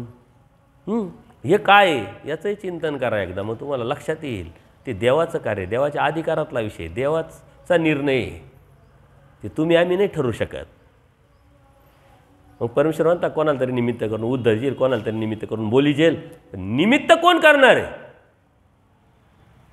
परमेश्वर करणार आहे निमित्त. मग कोणाला करणार आहे हे ठरवणारा परमेश्वर आहे का तुम्ही आम्ही? ठरवणारा परमेश्वर. मग परमेश्वर स्तंभ एका ते निमित्त करून येईल. कोणालाही निमित्त करील मी, तो माझ्या अधिकारातला विषय. कोणालाही, याच्यातसुद्धा त्यांनी वाचनं निर्माण केलं आहे, कोणालाही नाही म्हटले. विशिष्ट, हे विशिष्ट ठिकाण परमेश्वराकडे नाही आहे, विशिष्टता परमेश्वराकडे नाही आहे. सकळ जीवा ते चिंतित. बस विशिष्टता आली का इथं? प्रश्नच मिळलं. देवाने निकाल लावून टाकलेले, सिद्धांत दिलेले. आपण काय करतो? सिद्धांत समजून घेत नाही, जाणून घेत नाही, आणि म्हणून कुणी सांगितलं का मग तुमच्या डोक्यात टाळक्यात घुसतं आणि तुम्ही पळता. अरे हा असं, हा विषय व्यवस्था करणारे तर भरपूर आहे. जीवासारखी विषय अवस्था का? परमेश्वर काय म्हणतात? विषय अवस्था जीवच करू जाणे. परमेश्वरसुद्धा म्हणताय, डिक्लेअर करताय का जीव विषय अवस्था करू जाणे म्हणजे त्याची आयडिया त्यालाच माहिती. मग कोणत्याही बाबतीत आणि कशाच्याही बाबतीत त्याच्यासाठी तुम्हाला लागते स्वतःची बुद्धी, तुम्हाला लागेल स्वतःचा अभ्यास, तुम्हाला लागेल स्वतःची समज आणि त्यातून बाहेर पडण्याची ताकद, सामर्थ्य निर्माण करावं लागेल तुम्हाला. आपोआप होणारच नाही, आपोआप येऊ शकत नाही. चैतन्य मायेच्या विषय खूप गण आहे, मोठा आहे, त्याच्यामुळे एवढं सोपं नाही आहे आणि त्यातूनच आपल्याला पुढं जाता येईल, हे बी लक्षात घ्या. आणि ज्या हरितवर्णाच्या यातच लहानसा तमप्रदेश, एक लहानसा तमप्रदेश आहे आणि तिलाच काय म्हणतात? तमोमाया, म्हणजे तम मायेचा एक भाग म्हणजे तमोमाया असे म्हणतात. इतक्या मोठ्या चैतन्य मायेत तमो विभाग हा परमाणू एवढा आहे आणि तो समजावं याच्यासाठी आपल्याला आपल्या शरीरावरती तीळ असतो बघा. शरीरावरती छोटासा तीळ असतो ना. आता शरीर किती मोठं असतं ते तीळ किती छोटा असतं. तसं हे शरीर म्हणजे पूर्ण माया एवढी मोठी आणि त्याच्यावरती ती तम विभाग हा तिळासारखा आहे आणि त्याच्यात अनंत जीव आणि एका जीवाचं 100 ब्रह्मांडाचा व्याप असे जीव आहे. म्हटल्यानंतर त्याचा विचार करा. आता आपण आपल्या कल्पनेच्या पलीकडे आहे. तर त्या एवढ्या मोठ्या मायेमध्ये तो तम विभाग आहे ना, म्हटले फक्त तिळासारखा आहे, एवढा छोटा आहे आपल्याला समजण्यासाठी. परंतु तो किती मोठा आहे, त्याचा व्याप किती मोठा आहे, तेव्हा ती माया किती मोठी असेल आणि त्या मायेच्या पलीकडं तो परमेश्वर तो किती मोठा आहे. आणि एवढा मोठा परमेश्वर प्राप्तीला निघालो ना, आपण छोटा छोटा विचार करतोय अगदी पायाजवळ अगदी. म्हणून परमेश्वरावर प्राप्त करायचं तर परमेश्वरा इतकाच विचारही करावा लागेल ना मोठा. परमेश्वरासारखं व्हायचं आहे तर परमेश्वरासारखं बदलही करावा लागेल ना आपल्याला. काही इथं बसलो आणि परमेश्वर भेटेल, शक्य आहे का? म्हणून आपण विचार करतो परमेश्वराच्या धर्माचा, करतो परमेश्वराचा धर्म आणि तो परमेश्वर तो किती मोठा आणि आपण किती छोटे विचार, आपले छोटे वागणूक, छोटं एक क्रिया केली तर आपण वर्षभर तेच सांगत राहतो, वर्षभर तेच सांगत राहतो. आणि करायच्या अगोदर निम्म्या गावाला माहीत राहतं आज आपली पंगत आहे, निम्म्या गावाला माहीत राहत. साऱ्या गावाला माहीत होण्यासाठी आयोजनही पण केलेलं राहतं. करतोय काय आपण, हाय कोण, किती छोटे आणि कशाचा विचार करतो याचा विचारच नाही. एकनिष्ठ भक्ती ही आपण समजून घ्यायची. मग करू शकतो का आपण एकनिष्ठ भक्ती याचा अंदाज येईल तुम्हाला की अरे आपण करू शकत नाही. मग हे आपल्या आवाक्याच्याच बाहेरचं आहे. पण परमेश्वर करून घेतात, हे परमेश्वराचं परमेश्वरत्व आहे.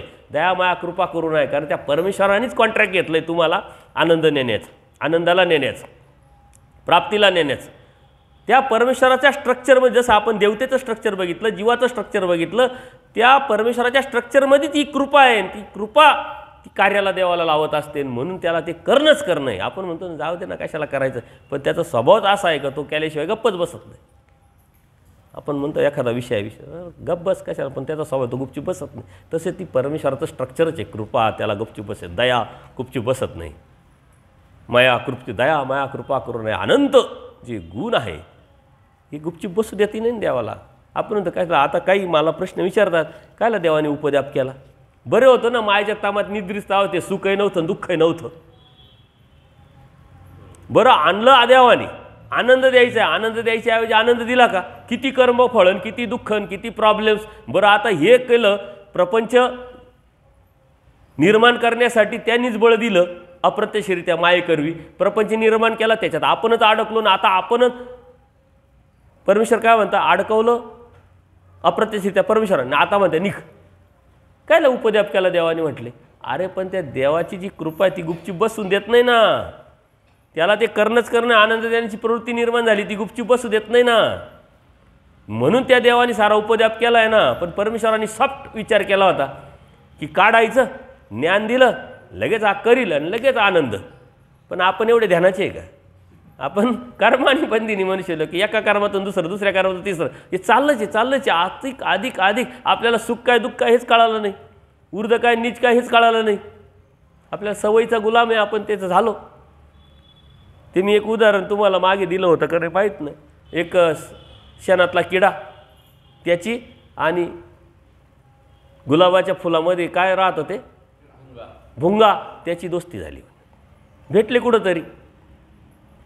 आता तो भुंगा काय म्हणतो, काय मित्रा असं कुठं राहतात का, असं कुठं झोपतात का, तुला स्वर्गसुखात नेतो म्हणे. तो म्हणले चांगलं, तू माझा मित्र आहे, याच्यापेक्षा जर अधिक चांगला असेल तर घेऊन जाय. म्हणले चाल मित्रा, तुला सैर करतो म्हणे, तू बी काय माझं नाव घेशील. आपण म्हणतो ना काय नाव घेशील, चाल तुला पार्टीला घेऊन जा. तू बी काय नाव घेशील. तसं काय आहे, त्याने जेव घातल्यानंतर आता जिंदगीभर त्याला जेवायचीच गरज पडणार नाही, आहे की नाही. मग स्वच्छ जीवा, तू काय देणार आहे. परंतु आपल्या किती भाषा राहतात, या भाषा कशा आहे तुमच्या त्याच्यावरच ठरतं तुम्ही परमेश्वराचे भक्त की देवतेचे भक्त. तुमची भावना कशी त्याच्यावरच ठरतं, तुमचा हेतू कसा त्याच्यावरच ठरतं. आता त्यांनी सांगितलं, म्हणले ऑफर दिली मित्राला, मित्रांनी स्वीकारली. त्यांनी उचललं त्या किड्याला उचललं, गुलाबाच्या फुलात ठेवलं. रात्र झाली, ते गुलाबाचं फुल मालवलं आणि ते रात्रभर तळमळीत राहिलं. रात्रभर त्या मित्राला शिवाय देत बसलं. काय नालायक मित्र आहे, दुश्मन आहे म्हणे हा म्हणे तुला स्वर्गसुख देतो, याला काय स्वर्गसुख म्हणता, मला झोपच येत नाही. तो वाट पाहत असला, हा कधी येईल मला उचलेलं, याला कशा शिवाय दिलं, कसा मारू. त्याच्यामुळे जेव्हा सकाळी होते, याला वाटलं का हा मित्र आता आपल्याला आशीर्वादच देईल. काय सलग काढून काढलं, कुठं आणलं, काय स्वर्गसुख दिलं. हा उघडल्यानंतर या शिवायचीच लाखोली व्हायला लागली. दुश्मन आहे म्हणे, तू मित्र थोडी म्हणे, नालायक आहे म्हणे, मी तिथं मस्त झोपत होतो तू काय कुठं आणून सोडलं म्हणे. त्याला त्या शेणाची जर सवय लागली, किड्याची सवय त्या किड्याला त्याची लावली, तर तो इथं येईल का. तसं आपलं झालेलं आहे. आपण कोण आहोत, विषयातले किडे. देवाने सांगितलं विषयातले किडे. काक शुक्राचा दृष्टांत समोर आणायचं. आपण कशात काय शोधतोय हे बघायचं. कावळा असतो आणि डुक्कर असतं. ते डुक्कर कुठं राहतं, गटारात. गटारातच राहतं, गटारातच लोळतं, गटारातच खातं. पण ते खाताना तुम्ही कधी पाहिलं का डुक्कर काय खातं कसं खातं. ते तोंड खुपसतं आतमध्ये. आणि त्याची मानसिकता त्यांनी काय करून घेतलेली आहे का, यातलं बी चांगलंच मी खातोय मस्तपैकी. आता गटारात राहणार, चिखलत राहणार, घाणीत राहणार. घाणीतून काही चांगलं राहील का. ते कावळं तसंच करतं. वरची घाण चोचीनं बाहेर काढतं आणि आतली घाण खातं. ते म्हणतं काय मस्त आहे. आपण बी काही फळं खाताना, काही पदार्थ खाताना असं वरचं निवडतो बघा. काही लोकांचं बघतो पोहे खातात, ते काय टाकतात, शेंगदाणे बाजूला करतील, अजून काय टाकतात तुम्ही त्याच्यात, कढीपत्ता बाजूला करतील, हे बाजूला करतील, ते बाजूला करतील, ते खातील. त्याच्यासाठी त्याच्यामध्ये पौष्टिकता आलेली राहते, तेच बाजूला करतील. तसे आपल्या संसारात देव म्हणतात काय आहे संसार, निस्सार का, ज्याला कोणत्याही प्रकारचं काहीच वेटेज नाही. आणि त्याच्यातही बी आपण म्हणतो नाही इथं राहून देव कसा भेटेल बघा, रिक्स नाही. इथं राहून मला देव कसा मिळवता येईल बघा. किती क्रिया सांगा तुम्ही, किती क्रिया बाबा आम्ही तयार आहे. तुम्ही म्हटले नाही, तुम्ही म्हटले दररोज या स्थानावर जायचं, सेल्फी काढायचं आणि तुम्हाला पाठवायचं, तयार, काही प्रॉब्लेम नाही. तुम्ही म्हटले दर पौर्णिमेला या स्थानाच्या खेटी, अमावस्याला या स्थानाच्या खेटी, दर 15 दिवसांनी या मार्गात क्रिया करू, पण अभ्यास नको, चेंज नको, बदल नको, विचारात नको, कार्यात नको, वागण्यात नको, बोलण्यात नको आणि खाण्यात तर अजिबातच नको. पण देव मिळाला पाहिजे. देव म्हणता काक शुक्राचा दृष्टांत. अरे बाबा तू बसलाय कुठं, घाणीवरच, आणि वरून म्हणतो मला चांगलं पाहिजे. आता घाणीतून काय चांगलं निघणार आहे, घाणीतून घाण्याचे, मग तू किती खाली जाय. तसं इथं तुम्ही किती काही करा, आणि आम्ही इकडं आलो तर आम्ही जर ते निर्माण केलं तर आम्ही इथं काही करा, घाण ही घाणच राहते. घाणीला स्वच्छ करता येत नाही. घाणीला स्वच्छ करता येतं का, ही घाण आहे, साबणं किती वापरा पण ती स्वच्छ झाली पाहिजे. येईल करता, चॅलेंज स्वीकारता कोणी, घाण ती घाण.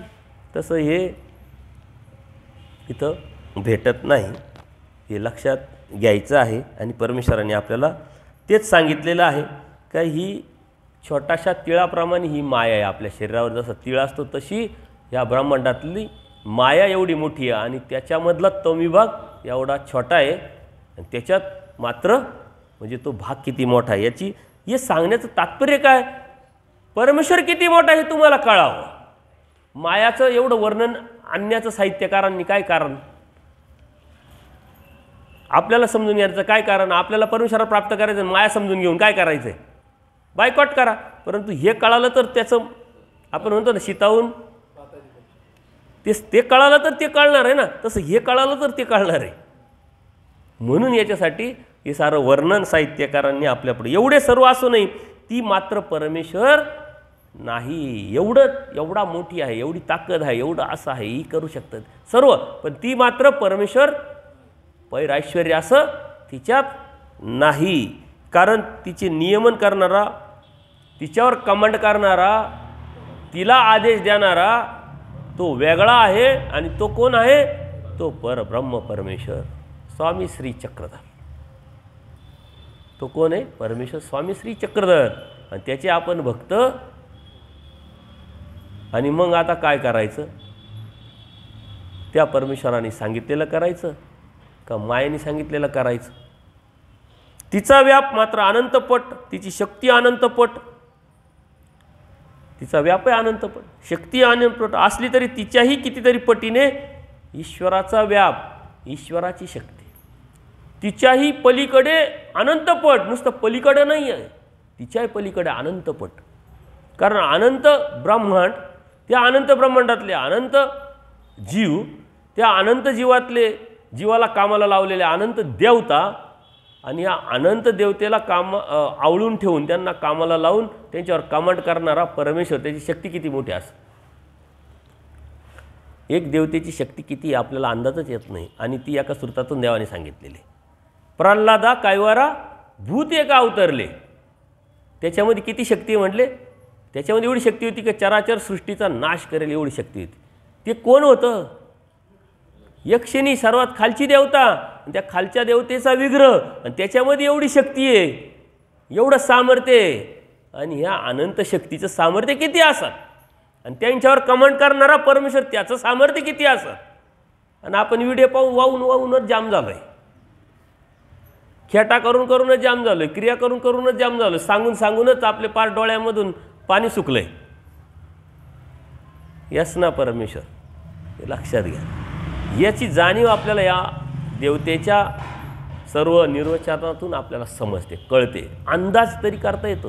पण परमेश्वराचा व्याप त्याच्याही पलीकडं, शक्ती त्याच्याही पलीकडं, तीही अनंतपट आहे म्हटले. आणि त्या परमेश्वर दयाळू माळू कृपाळू आहे.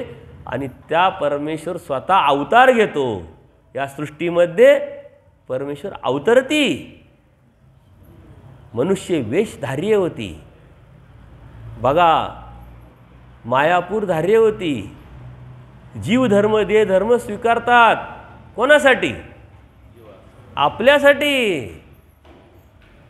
त्या परमेश्वराने आपल्यासाठी काय करावं? किती मोठा. एखादा आमदार आपल्या घरी आला ना, तर आपण फोटो काढून हैराण होतो. लोकांना सांगून आपलं तोंडाला फेस येतो की आमच्याकडे साहेब येऊन गेले ना, आमच्याकडे साहेब येऊन गेले म्हणतो की नाही. फोटो काढू घरामध्ये 4-5 लाव, त्याच्या बापाचे आईबापाचे फोटो नाही कधी लावेल. मी एका ठिकाणी गेलो, सारे फोटो ह्या पोजमध्ये त्या पोजमध्ये. म्हणले तुझे वडील आहे का रे? म्हणजे आपलं तुम्हाला माहिती आहे बोलायचं. म्हणलं तुझे वडील आहे का? त्याला समजलं यांना काय म्हणायचं आहे. बापाचे फोटो, बापाला बाहेर बसवलं, त्यांना नीट विचारत नाही. आणि ह्या नेत्याचे फोटो लावून घरामध्ये सारी घाण करून ठेवली. पहिले काढून फॅकट म्हटलं. तू परमेश्वराचा भक्तच होऊ शकत नाही, तू दैवराटीतच नाही म्हटलं. मर स्वच्छ जीव. आपण धिक्कारलो पाहिजे. आपण आपल्याला धिक्कारत नाही, दुसऱ्याला धिक्कारत नाही. कारण लालच, स्वार्थ, लालच आणि स्वार्थ ही देवतेची भक्ती आहे, देवतेचं विचारधारा आहे. लक्षात घ्या. आपण आपल्याला नाकारलं पाहिजे. जवळजवळ प्रपंचन, जवळजवळ परमेश्वर लक्षात आलं पाहिजे. प्रपंच म्हणजे काय? नुसता संसार नाही आहे. प्रपंच म्हणजे मला कोणीतरी चांगलं म्हणावं, स्तुती करावी, मला काहीतरी द्यावं, हा बी एक प्रपंचच आहे. आणि हा सर्वात अवघड, सर्वात कठीण आणि सर्वात घाण प्रपंच आहे. अभिलाषा निवर्तली पाहिजे. अभिलाषाच निवृत्त नाही आमची. भरपूर तुम्ही देताय, देवही देताय, तरी आमचे काही धंदे कमी होत आहे का? व्याजाचे बी करतो, अजून काय इन्शुरन्सही बी काढतो, अजून काय शेअर्स मार्केटही करतो, अजून काय ते काय कॉईन कशाचं राहतं काय बिटकॉईनही करतो. आणि त्याच्यातही नंतर अजून एकाने मला अजून एक सांगितलं गोल्ड बिझनेस. म्हणजे काय प्रकार आहे गोल्ड बिझनेस? तुम्ही जाऊन सोनं घेता आणि विकता का? नाही नाही नाही म्हणे, फक्त कागदोपत्री असतं. ते आउट ऑफ कंट्रीची कंपनी म्हणे, ते सारं लिगली म्हणे. मग तू भिक्षुक आहे तू असं माझ्या सांगतो. मग माईंबाटांनी सोन्याचा बिझनेस नव्हता केला का म्हणे? बघा मान भाऊ किती हुशार राहते. आणि हे परमेश्वराचे भक्त आणि परमेश्वराला प्राप्ती करायला निघाले. मला राग येण्याचं कारण तेच आहे की तुम्ही आहे कोण, तुम्ही बोलताय काय. मी जेव्हा इकडं आलो ना तेव्हा 2 मोटरसायकलवर भिक्षुक येत होते आणि गाडी पाहिली, त्यांनी हात दिला. म्हणलं काय प्रेम आहे बा. स्वामी श्री चक्ररांचा परिवार नुसता कपडेधारी माणूस पाहिला, साधू पाहिला, हात दिला, उभं केलं. मला इतका आनंद झाला, मी खाली उतरलो. सुपारी काढल्याच्या सुपारी नव्हती. कुठले बाबा? आम्ही असे असे भोकरचे. सांगितलं इकडं कुठं चाललो? इकडं गावात चाललो. बरं झालं म्हणलं. काय भेटायचं? नाही नाही नाही, कॅलेंडर विक्रीला. कॅलेंडरची पिशवीच काढली, गाडीत कॅलेंडर आहे बघा, हे आपलं प्रकाशन आहे म्हणे. बाबा तुम्हाला किती देऊ? त्याच्यात कमिशनही भेटेल. म्हणलं तुमचा नंबर द्या मला. मग तू आता मी घाईत आहे म्हणलं, मला जायचं आहे, नंबर द्या तुमचा. मग आता माणूस फोन सेव्ह करताना काय म्हणतो, XYZ दादा म्हणतो ना. दादा नाही, बाबा लिहा. मी म्हणतोय म्हणे, आणि म्हणतोय कॅलेंडर विकू राहिला आहे. त्याच्यात भेटणार एका कॅलेंडरच्या मागं 25-25 रुपये. एवढा लाचार मंत मानभावांचा जर असेल तर तो कसला मंत, त्याला का मंत म्हणावं? साधू लाचार नाही, साधू स्वाभिमानी असला पाहिजे. परमेश्वराचा राजपुत्र आहे ना, तो तशाच विचाराचा, तसंच उठणं, तसंच बसणं, तसंच बोलणं त्याचं असतं. राजपुत्र ऐकून घेतो कोणाच तर डायरेक्ट अजिबात नाही, गप्पास, असं नाही, असंच आदेश. आणि काय ही दिवाळखोरी बुद्धीची आली कुठून? ही देवता भक्त आणि एकनिष्ठ भक्ती करणं एवढं सोपं नाही. तुम्ही इथं राहून करा तरी यांच्या पलीकडे जाल, ही गॅरंटेड सांगतो. यांच्या पलीकडे जाल ना, ते कपडे घातल्याने पलीकडे जाता येत नाही. ते कपडे घातल्यानंतर त्याची ती गरिमा पण राखता आली पाहिजे. ते कपडे घालतो, मन तर लावितो, कॅलेंडर किती हिंडतो. मला वाटलं लय प्रेम आहे स्वामी श्री चक्ररांचा हा परिवार आहे. या साऱ्या गोष्टी आहे, येतं ते अनुषंगिक, काय हरकत नाही. परंतु रे काय आपल्याला काय फरक पडतो, जे आहे ते आहे.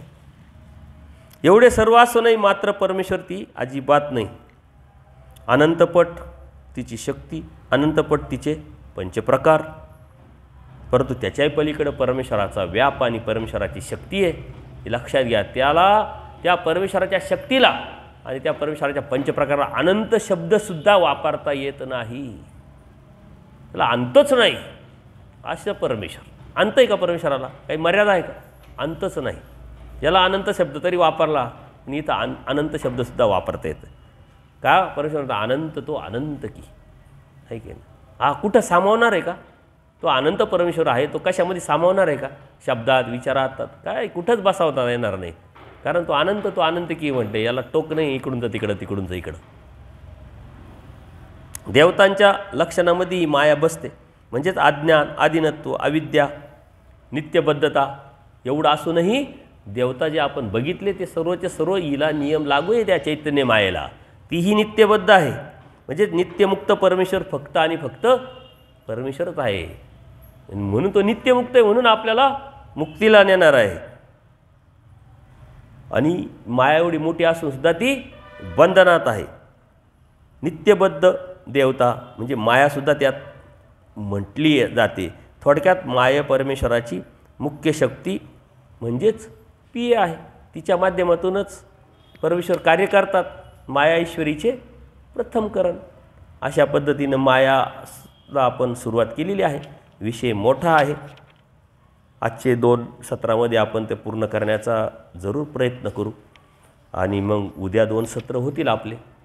सकाळचं एक सत्र, दुपारचं सत्र. त्यात आपण प्रश्नपत्रिका सोडून घेणार आहोत. तुम्ही अभ्यास करून या.